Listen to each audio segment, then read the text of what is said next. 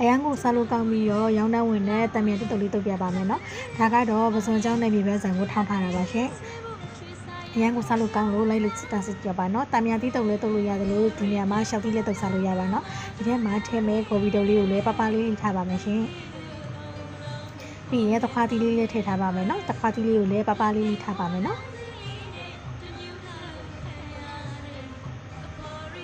ပြီးရင်တော့ကျက်သွန်လေးကိုလည်းပပလေးထားလိုက်ပါမယ်ရှင်ပုံလုံးပြီးသားပြီဆိုရင်တော့ပြီးထားတဲ့ဟာလေးတွေကိုပုံလုံးလိုက်ထည့်ပါမယ်ရှင်ဒီနေရာမှာငပိလေးငပိစိမ့်စားလေးထည့်လို့ရပါတယ်ကျွန်တော်ကတော့အတင်းငပိဘူးလေးပဲထည့်လိုက်ပါရင်ရှင်ပြီးရင်တော့ငရုတ်သီးစိမ့်လေးထည့်ပါမယ်ငရုတ်သီးချမုတ်လေးထည့်ခြင်းလည်းရပါတယ်เนาะဆက်ဆက်လေးစားခြင်းရင်တော့ဒါပေမဲ့မထည့်တော့ပါဘူးရှင်ကဲရပါပြီတော့စားကြပါအောင်ရှင်